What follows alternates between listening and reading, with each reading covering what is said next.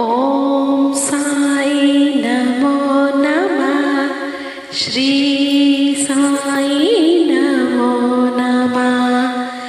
जय जय साई नमो नमः।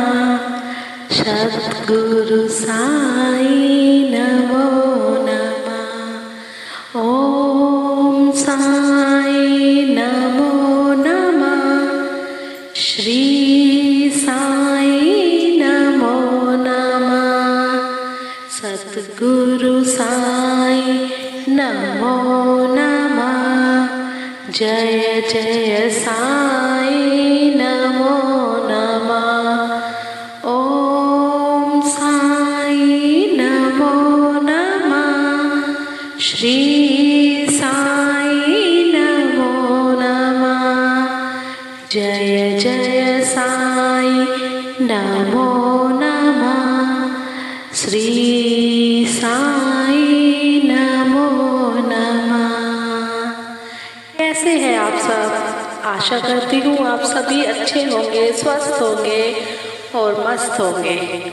साईं कृपा से, बाबा की कृपा से एक और साईं लीला का श्रवण कर लेते हैं। काकाजी वैद। नासिक जिले के वणी ग्राम में काकाजी वैद नाम के एक व्यक्ति रहते थे। वे सप्तशृंगी देवी के मुख्य पुजारी थे। एक बार वे विपत्तियों में कुछ इस प्रकार ग्रसित हुए कि उनके चित्त की शांति भंग हो गई और वे बिल्कुल निराश हो उठे। एक दिन अति व्यथित होकर देवी के मंदिर में जाकर अंतःकरण से वे प्रार्थना करने लगे कि हे देवी, हे दयामयी, मुझे कष्टों से शीघ्र मुक्ति करो।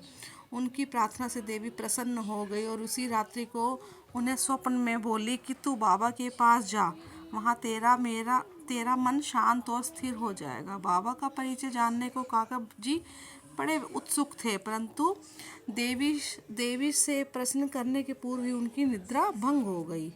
वे विचारने लगे कि ऐसे ये कौन से बाबा है जिनकी और देवी ने मुझे संकेत किया है। कुछ देर विचार करने के पश्चात वे इस निष्कर्ष पर पहुँचे कि संभव है कि वे त्र्यंबकेश्वर बाबा शिव ही हो। इसलिए वे पवित्र तीर्थ त्र्यंबकम नासिक को गए और वहां रहकर 10 दिन व्यतीत किए।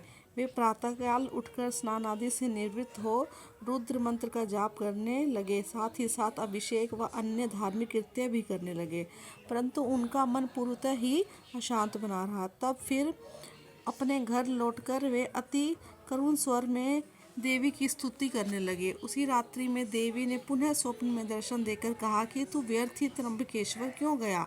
बाबा से तो मेरा अभिप्राय था कि शिरडी के श्री साईं समर्थ।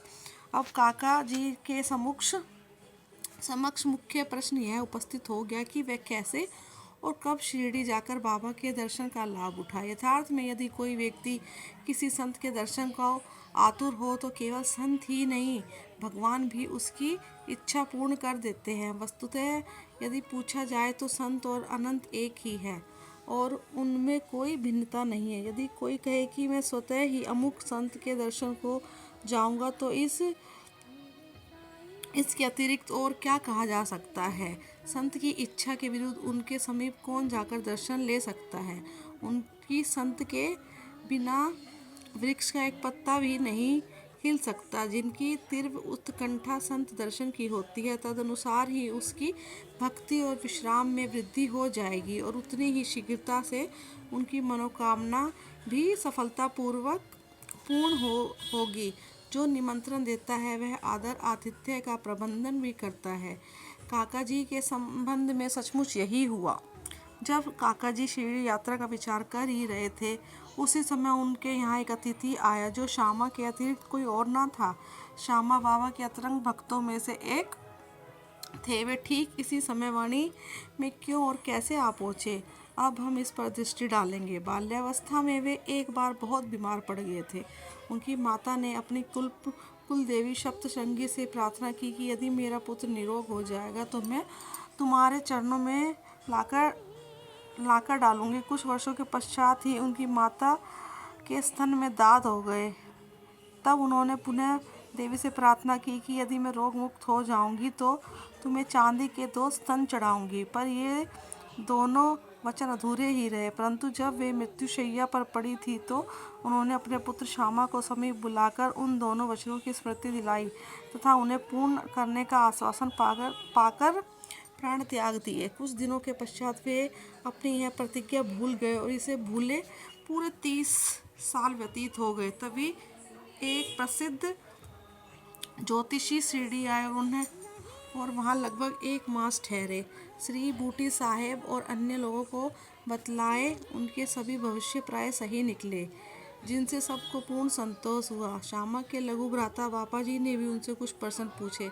तब ज्योतिषी ने बताया कि तुम्हारे ज्येष्ठ भ्राता ने अपनी माता को मृत्युशैया पर जो वचन दिए हैं उनके अब तक पूर्ण न किए जाने के कारण देवी असंतुष्ट होकर उन्हें कष्ट पहुंचा रही है। ज्योतिष की बात सुनकर श्यामा को उन अपूर्ण वचनों की स्मृति हो आई और विलंब करना खतरनाक समझकर उन्होंने सुनार को बुलाकर चांदी के 2 स्तन शीघ्र तैयार कराए और द्वारिकामाई में ले जाकर बाबा के समक्ष रख दिया और प्रणाम कर उन्हें स्वीकार वचन मुक्त करने की प्रार्थना की। श्यामा ने कहा कि मेरे लिए तो सप्तशृंगी देवी आप ही हो, परंतु बाबा ने आग्रह किया कहा कि तुम इन्हें स्वयं ले जाकर देवी के चरणों में अर्पित करो। बाबा की आज्ञा व उदी लेकर उन्होंने वनी को प्रस्थान किया। पुजारी का घर पूछते पूछते वे काका जी के घर पहुँचे।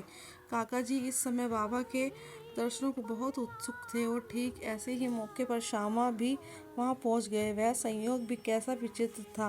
काका जी ने आगंतुक से उनका परिचय प्राप्त कर पूछा कि आप कहाँ से पधार रहे हैं।